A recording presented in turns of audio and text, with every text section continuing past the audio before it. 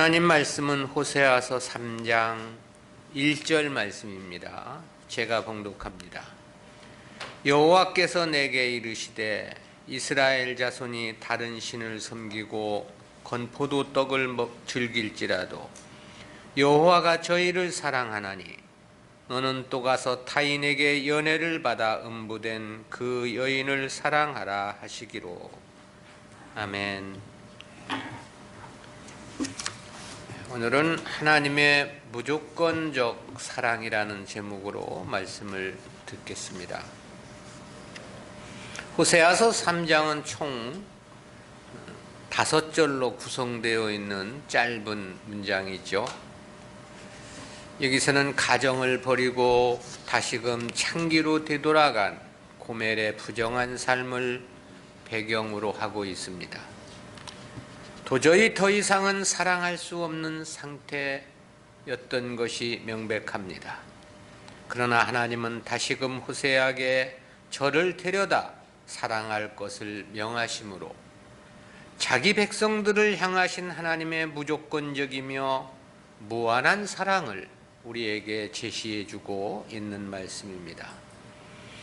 물론 이러한 하나님의 사랑의 전시를 위해서는 호세아의 헌신과 희생이 동원되어야만 했습니다. 따라서 이는 자기 백성들의 대속을 위해 희생하신 그리스도를 예표하는 중요한 구속사적인 의미도 내재되어 있습니다. 5절밖에 안 되는 짧은 내용이지만 여기에는 매우 깊은 구속사적 진리가 함축되어 있습니다. 이와 같은 본장 내용은 크게 두 부분으로 구성되어 있는데요. 먼저 전반부 1절부터 3절은 호세아가 하나님의 명령에 순종하여 가정을 버리고 다시 창기로 돌아가 버린 고멜을 데려다가 사랑하는 내용입니다. 그리고 후반부 4절부터 5절은 부정한 고멜의 삶처럼 끊임없이 죄악을 일삼는 이스라엘 백성들에 대한 징계를 다루고 있습니다. 이어 자기 백성들을 사랑하시는 하나님의 열심히 이루어내는 택한 백성들을 향한 구원의 은총으로 구성되어 있습니다.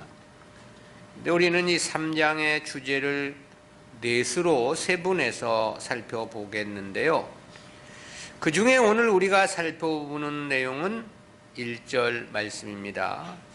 이는 이스라엘의 패역과 배신을 배경으로 삼고 있는 말씀입니다. 패역과 배신에도 불구하고 하나님께서 얼마나 이스라엘을 사랑하시는가를 보여주고 있는 말씀이죠. 이와 같은 1절은 구속사적 교훈까지 셋으로 구분해서 살펴보겠습니다. 첫 번째는 타락한 이스라엘과 하나님 사랑입니다. 이에 대해서 1절 전반절에서 그렇게 말씀을 했죠. 여호와께서 내게 이르시되 이스라엘 자손이 다른 신을 섬기고 건포도 떡을 즐길지라도 여호와가 저희를 사랑하나니. 이는 끊임없는 배신과 패역한 삶을 살아가는 자기 백성들을 향하신 하나님의 극진하고 무한하신 사랑을 나타낸 말씀입니다. 여기서 우선 눈에 띄는 것은 이스라엘에 대해서 이스라엘 족속이라고 칭하지 않고 이스라엘 자손으로 호칭을 했다는 사실인데요. 이와 같은 설명은 1장 4절에서도 잠시 설명한 바 있습니다. 이스라엘 족속은 원문상 베트 이스라엘이라는 단어인데요. 구체적으로는 국가적 개념의 이스라엘을 가리키는 말입니다. 그런데 이스라엘 자손으로 번역된 히브리어 베네 이스라엘은 하나님의 언약 백성을 구성하는 언약의 자손들을 지칭할 때 사용을 합니다. 즉 택한 백성 개개인을 가리키는 의미가 매우 강합니다. 그런 측면에서 보면 이스라엘이라고 하는 국가는 그리고 민족은 멸망한다 하더라도 택한 백성들만은 결코 버리지 아니하실 것이라는 그런 의미가 함유된 문장이라고 말할 수 있습니다. 당시 이스라엘이 패역한 대표적인 케이스는 다른 신을 섬기고 건포도 떡을 즐길지라도 라고 표현하셨죠. 여기서 이 건포도 떡에 해당하는 히브리어 아시세 아나빔은 포도를 재료로 해서 만든 빵이나 케이크를 가리키는 단어입니다. 구약 성경에서 이 단어는 오직 이곳에서만 사용되었습니다. 그런데 이 두 단어 중 건포도를 가리키는 아시세란 단어는 단독으로 4번이 사용되었는데요. 그 4번의 경우도 건포도를 재료로 해서 만든 빵이나 또는 건포도 자체를 나타내는 것으로 사용이 됐습니다. 따라서 이러한 용례에서 보면 건포도 빵을 먹는 것 자체는 죄가 아님을 분명히 보여줍니다. 그런데 본문에서 지적한 문제는 이스라엘이 우상에게 제사를 드리면서 그것을 먹었다는 점이죠. 하나님께 감사제를 드리고 음식을 먹는 것은 하나님께서 그 모든 음식을 주셨음을 고백하는 의미가 담겨 있습니다. 동시에 하나님을 감사하며 즐거워하는 종교적인 행위였죠. 그런데 이를 우상을 섬기면서 먹었다라는 것은 저들이 우상을 하나님으로 섬겼다는 것을 뜻하는 거죠. 따라서 하나님께서 이스라엘을 징계, 심판하실 것임을 천명하고 계신 겁니다. 즉 북이스라엘이란 국가적인 멸망을 선포하신 것이라고 말할 수 있습니다. 그런데 그럼에도 불구하고 여호와가 저희를 사랑하나니라고 하셨습니다. 이는 우상을 섬긴 문제를 두고 하신 말씀은 절대 아닙니다. 때문에 국가는 심판을 하시지만 그 안에 택한 백성들만은 결코 버리시지 않을 것이라는 의미로 이해해야만 하는 부분입니다. 실제로도 북이스라엘은 아수르에 의해 영원히 역사에서 지워지고 말았죠. 그렇지만 그들 자손 중에 극소수이긴 하지만 하나님의 은혜를 입은 자들이 있었습니다. 그것이 제1차 바벨론 포로 귀환 때 유다 백성들과 함께 예루살렘으로 귀환을 했던 북이스라엘 사람들이죠. 실로 하나님과 하나님 백성과의 관계는 결코 그 어떤 경우도 끊어질 수 없는 관계임을 분명히 보여주고 있는 말씀인 것입니다. 두 번째는 호세아를 향한 하나님의 명령입니다. 1절 하반절은 하나님의 자기 백성 사랑에 대한 지극함과 무한함에 대한 말씀인데요. 1절 하반절은 그러한 하나님의 사랑의 모형적 계시로서 호세아를 향한 하나님의 명하심이 소개되고 있습니다. 너는 또 가서 타인에게 연애를 받아 음부된 그 여인을 사랑하라 라고 말씀을 하셨죠. 즉 가정을 버리고 음부가 되어버린 고매를 다시 데려와 사랑을 하라는 그런 명하심입니다. 그런데 여기에도 우리가 주목해야 하는 단어가 또 하나 있는데요.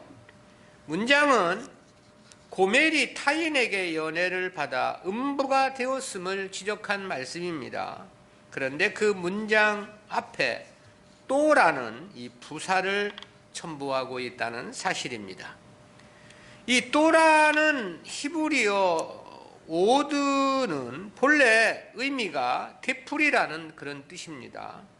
즉 계속이나 반복이나 또는 좀 더 많은 의미를 가리킬 때 사용하는 부사입니다.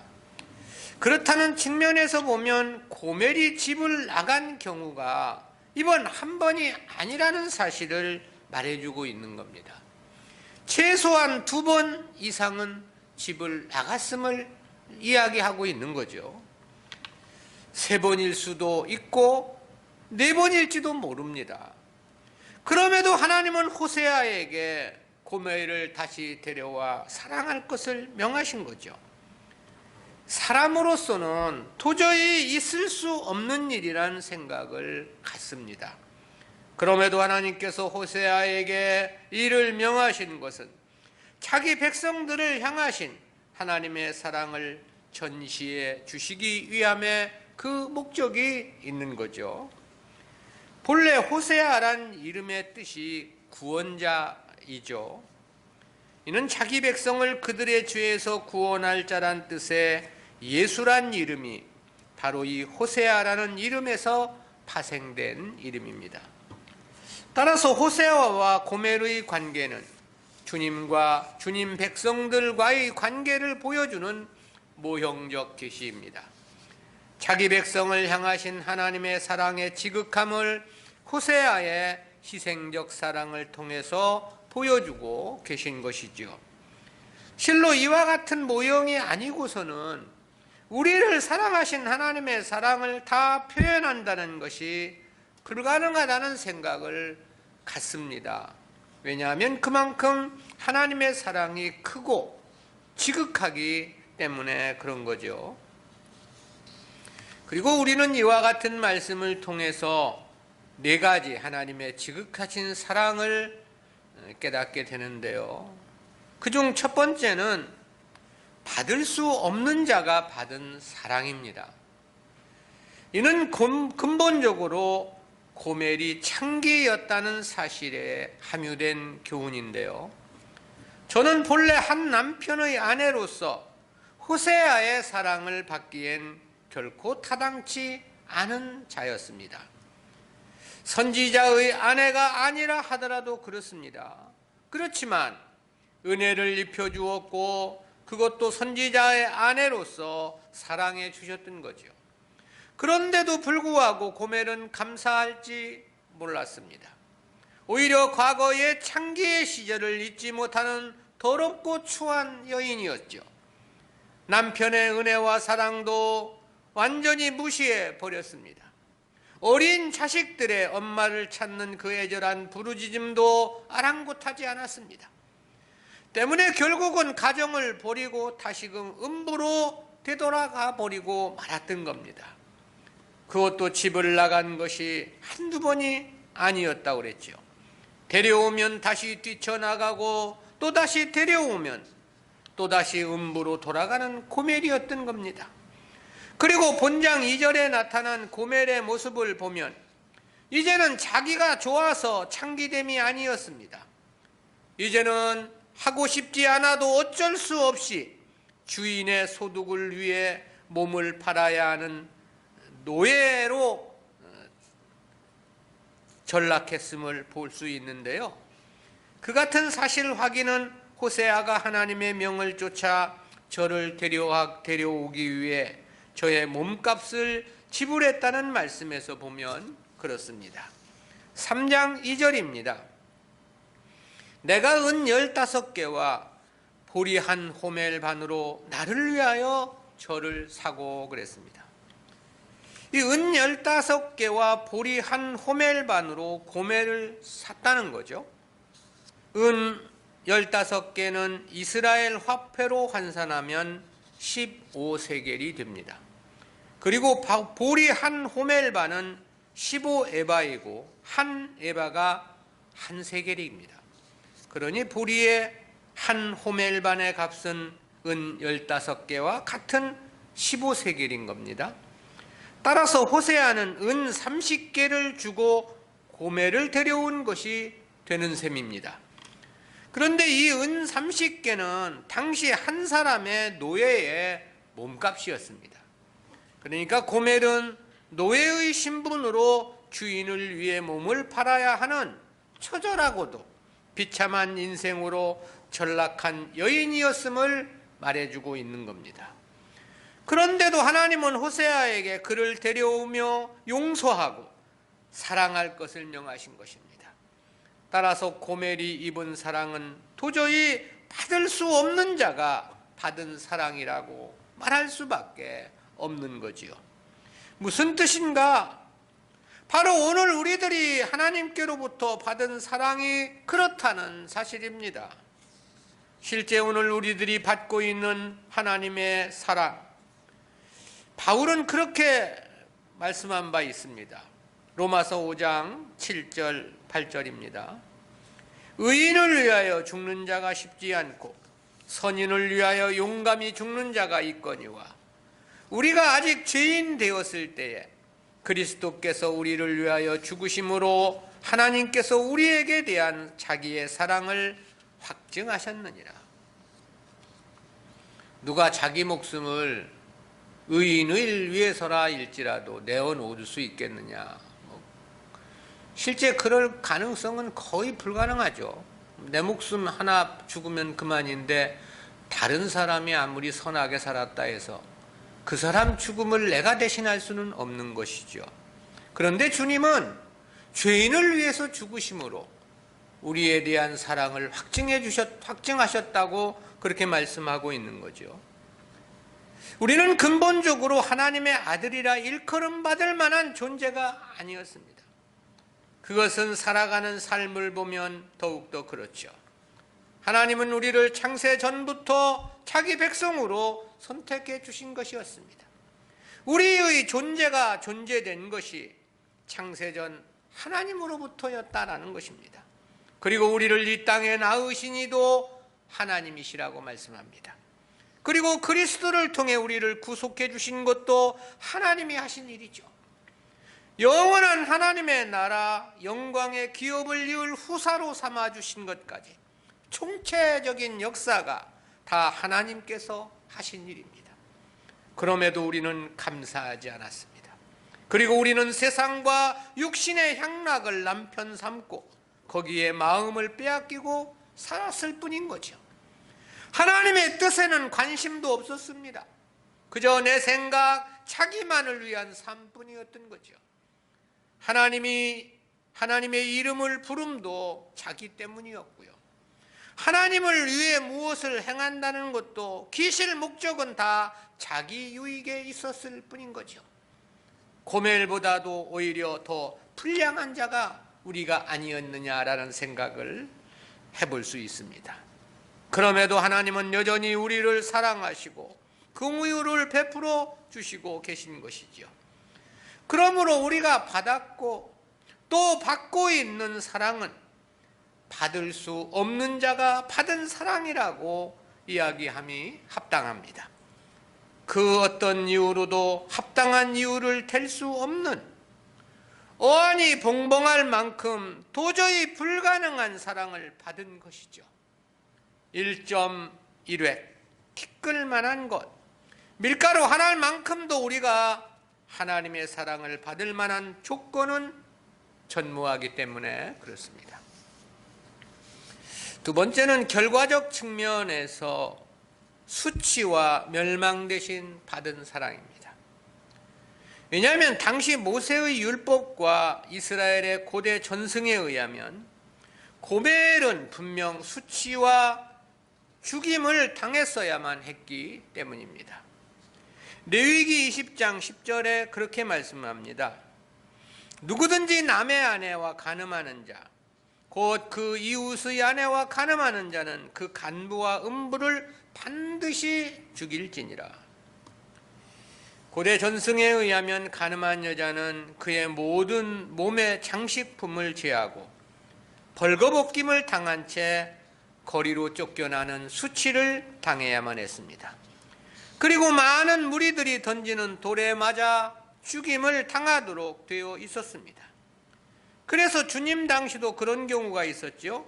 요한복음 8장 3절부터 5절 말씀입니다. 서기관들과 바리새인들이 간음 중에 잡힌 여자를 끌고 와서 가운데 세우고 예수께 말하되 선생이여, 이 여자가 간음하다가 현장에서 잡혔나이다. 모세는 율법에 이러한 여자를 돌로 치라 명하였거니와 선생은 어떻게 말하겠나이까. 이 말씀처럼 당대의 율법을 따른다면 이 고멜은 분명 벌거벗김의 수치를 당해야만 했습니다. 그리고 수많은 사람들이 던지는 돌에 맞아 피투성이가 된 채 쓰러져 죽임을 당했어야 했던 거죠. 일고의 긍휼을 받을 가치가 없는 자였다라는 겁니다. 주어도 불쌍히 여김을 받을 자격이 없는 자였던 거죠. 그런데 하나님은 오히려 호세아를 통해 저를 데려오라 명하신 겁니다. 그리고 사랑하라고 말씀을 하신 거죠. 때문에 고멜이 받은 사랑은 분명 수치 대신 받은 사랑입니다. 마땅히 죽임을 당해야 하는데 그 멸망 대신에 도리어 사랑을 받았다라는 사실인 거죠. 그러나 이는 고멜의 이야기를 말씀하시면 결코 아닙니다. 오늘 우리들이 입은 하나님의 사랑을 말씀하고 있는 거죠. 아담으로부터 물려받은 원죄는 말할 것이 없습니다. 중생 이전 지은 죄는 생각하지 않는다 하더라도 그렇습니다. 우리가 하나님의 부르심에 의해 주님 앞에 나아온 이후의 삶을 계산해봐도 그렇습니다. 하나님을 아바 아버지로 부른 때로부터의 삶만을 따져보아도 그렇다라는 거죠. 그야말로 그때부터 지은 죄가 얼마나 많은가라는 거, 그리고 그 죄의 문제를 오늘 우리들은 지금도 다 해결하지 못하고 사는 삶이 아니냐라는 것이죠.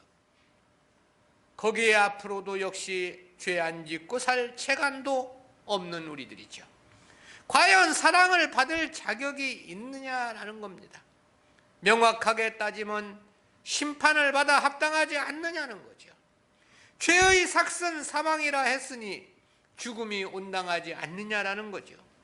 그럼에도 하나님은 오늘도 우리를 지극한 사랑으로 대우해주고 계신 것입니다. 아들로서 받아주시고 계신 거죠. 하나님의 기업을 이을 후사로서 대우해주고 계신 것입니다. 어떻게 이런 일이 있을 수 있을 법한 일인가? 도저히 상상할 수 없는 일임은 명백합니다. 도저히 기대할 수도 없는 은혜이며 사랑임이 틀림이 없는 거죠. 주님을 위한 희생, 헌심을 다짐하지 않을 수 없다는 생각을 해봅니다. 만입이 있어도 다 감사할 수 없는 은혜를 입고 사랑을 입고 살아가고 있는 우리들이기 때문에 그런 것이죠. 세 번째는 상태적 측면에서 절대 절망 가운데 받은 사랑입니다. 그것은 고멜이라는 이름의 뜻에 함유된 의미입니다. 이 고멜이라는 이름은 마지막 또는 끝이라는 그런 뜻이거든요. 무엇이 마지막이고 무엇이 끝이라는 말인가? 용서의 끝점, 긍휼하심의 마지막이라는 거죠. 도저히 더 이상의 사랑을 할래야 할 수 없는 사랑의 마지막이고 끝이라는 그런 뜻이죠. 왜냐하면 용서를 빌기엔 너무나 많은 죄를 저질렀던 것입니다. 긍휼을 기대하기엔 너무나 큰 과오를 범했던 겁니다. 사랑을 바라기엔 너무나 그 지은 죄가 중했다는 사실이죠. 그래서 저가 첫째 아들을 낳았을 때 하나님은 그 아들의 이름을 이스라엘이라 지으라 명하셨죠. 이는 하나님이 흩으시겠다는 의미라고 우리가 말씀을 들었습니다. 네가 더 이상 하나님의 사랑을 거절하고 돌아오지 않는다면 다시는 너를 돌아보지 않고 흩으시겠다는 그런 뜻이었습니다. 그러나 고멜은 과거 창기의 삶에 미련을 버리지 못했습니다. 그런 과정에서 저가 두 번째 딸을 낳았죠. 그러자 하나님은 이제 저의 이름을 로루하마라 지어주셨습니다. 이제 긍휼이 여김을 받지 못할 것이란 뜻입니다. 여자가 남자에게 긍휼히 여김을 받지 못한다면 어찌하겠는가? 오늘날이야 독신녀가 많지만 그 시대는 남성 우월 사상이 매우 강했던 시대고 여성이 사회적인 일에 참여하는 일은 지극히 어려웠던 시대였기 때문에 여성은 남성들의 그 긍휼, 그 사랑을 받아야만 행복할 수 있는 그런 시대일 수밖에 없었습니다. 그런데 긍휼히 여기지 않을 것이라는 거죠. 그의 인생은 이미 끝이나 다름이 없었습니다. 네가 마음을 여기서도 돌이키지 않는다면 다시는 너를 불쌍히 여길 수 없다는 하나님의 경고의 메시지였던 겁니다. 그럼에도 저는 하나님의 음성을 귀담아 듣지 않았습니다. 그런 과정에서 다시 세 번째 아들을 낳았죠. 그러자 이번에는 로암미라 하라 그랬습니다. 이 로암미는 이제 너는 내 백성이 아니다, 그런 뜻이거든요. 하나님께서 이제는 하나님의 백성의 신분에서 끊어버리시겠다는 단호한 의지의 표명이셨던 겁니다.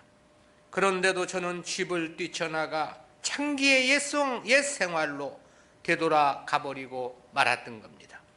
어떻게 저를 다시 아내로 맞이할 수 있겠으며 어떻게 저를 더 이상 사랑할 수 있겠는가? 실로 저는 더 이상을 기대할 수 없는 절망의 끝점에 다다른 인생임이 분명했던 겁니다. 그래서 저의 이름이 고멜이었던 거죠. 그럼에도 하나님은 저를 다시 데려와 사랑하라고 말씀을 하신 거죠. 따라서 이 사랑은 실로 절대 절망 중에 받은 사랑이었으니 명백한 겁니다. 그런데 이는 사실 호세아의 아내 고멜을 말씀하고자 함에 그 목적이 있는 것이 아니죠. 오늘 이 시대를 살아가고 있는 우리들, 바로 우리 자신들을 지적하신 하나님의 말씀입니다. 그것은 우리가 실제 고멜보다도 더 하나님의 뜻과 경고를 무시하고 살아왔던 삶이기 때문에 그렇습니다. 우리는 하나님의 음성을 거절한 적이 몇 번인가? 지고한 사랑에 파묻혀 살면서도 언제 하나님께 감사 한번 제대로 해본 적이 있었는가? 하나님께 대한 감사보다는 언제 하나님이 나를 사랑했느냐는 것이 우리들의 마음이 아니었느냐라는 거죠. 하나님의 은혜 속에 살아가면서도 하나님이 나에게 무엇을 준 것이 있느냐는 것이 우리들의 생각이었습니다.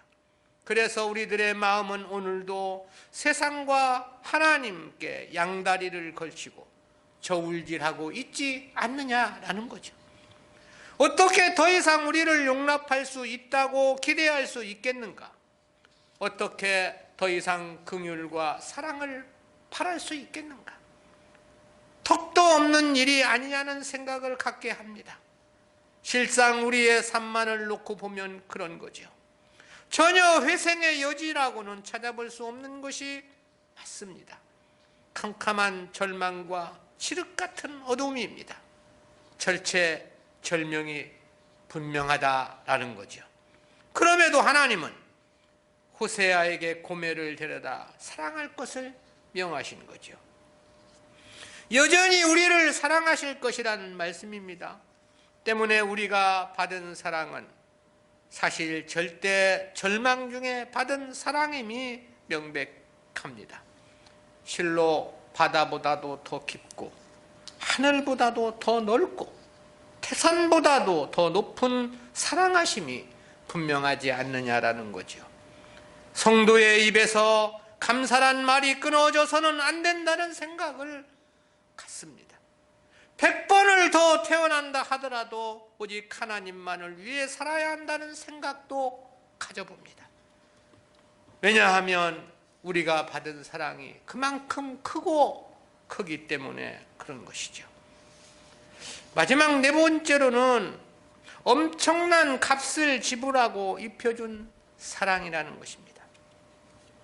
이는 당시에 고멜을 데려오기 위해 지불한 은전 15개와 보리 한 호멜반에 담긴 교훈입니다. 이는 고멜을 데려오기 위해 지불한 그의 몸값이었는데요. 근데 이는 사실 우리의 죄값으로 지불된 주님의 몸값 은전 30개와 동일한 값이었습니다. 즉 이는 가룟 유다가 주님을 대제사장에게 팔아넘긴 값이었다라는 거죠. 그에 대해서 성경은 이렇게 말씀하고 있지 않습니까? 마태복음 26장 15절 16절 말씀입니다. 내가 예수를 너희에게 넘겨주리니 얼마를 주려느냐 하니 그들이 은 30을 달아주거늘 저가 그때부터 예수를 넘겨줄 기회를 찾더라. 결국 본문에서 호세아가 고멜을 데려오기 위해 지불했던 그 값은 주님이 우리를 위해 지불하셔야 했던 십자가의 저주의 죽으심을 예표하는 모형적 계시였다라는 사실이죠. 그렇다면 우리가 입은 하나님의 사랑은 그냥 받은 사랑이 아닌 것입니다. 거저 공짜로 누구나 받는 그런 값싼 사랑은 아니었다라는 거죠. 온 세상을 다 주고도 살 수 없는 값진 희생이 지불되고 받은 사랑인 겁니다. 그래서 이사야 선지자가 그렇게 증거하지 않았습니까? 이사야서 53장 4절부터 6절입니다. 그는 실로 우리의 질고를 지고 우리의 슬픔을 당하였거늘 우리는 생각하기를 그는 징벌을 받아서 하나님에게 맞으며 고난을 당한다 하였노라. 그가 찔림은 우리의 허물을 인함이요 그가 사망은 우리의 죄악을 인함이라. 그가 징계를 받음으로 우리가 평화를 누리고 그가 채찍에 맞음으로 우리가 나음을 입었도다. 우리는 다 양 같아서 그릇 행하며 각기 제 길로 갔거늘 여호와께서는 우리 무리의 죄악을 그에게 담당시키셨도다. 내가 져야 할 질고를 주님이 대신 지신 것입니다. 내가 맞을 채찍을 주님이 대신 맞으신 거죠. 내가 받을 징벌을 주님이 대신 받으셨던 겁니다. 그런데도 우리는 생각하기를 주님이 당하신 징벌은 주님 잘못 때문이라고 생각을 한다는 거죠. 이와 같은 말씀에 우리는 동의하지 않을지 모릅니다. 나는 주님의 희생을 주님이 지은 죄 때문이라고 생각한 적이 없다고 말할지 모르죠. 어떻게 감히 그런 생각을 할 수 있느냐고 정색할 수 있을지 모르겠습니다. 그렇다면 정녕 주님의 죽으심이 내 죄 때문이라고 생각하고 있는가? 우리들의 주님의 섬김, 우리가 주님을 위해 행하는 삶의 모습이 과연 그럴 수 있다고 말할 수 있는가를 스스로 질문해 보았습니다. 우리들의 삶을 보면 입술에 바른 소리가 아니냐는 생각을 갖게 합니다. 새빨간 거짓말은 아니라 하더라도 삶을 보면 진실하지 못한 것 사실 아니냐라는 거죠. 우리가 그만한 은혜를 입은 사람으로서의 삶이 턱없이 부족하기 때문에 그런 거죠. 그분이 누구신데 뺨을 맞으셔야만 했다는 것인가? 그분이 누구신데 얼굴에 침뱉음을 당하셔야만 했다는 것인가?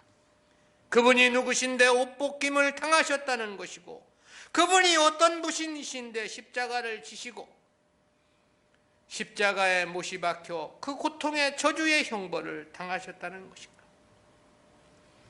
이는 분명 우리 대신 받으신 고난과 수치의 형벌인 것만은 너무나도 명백하죠.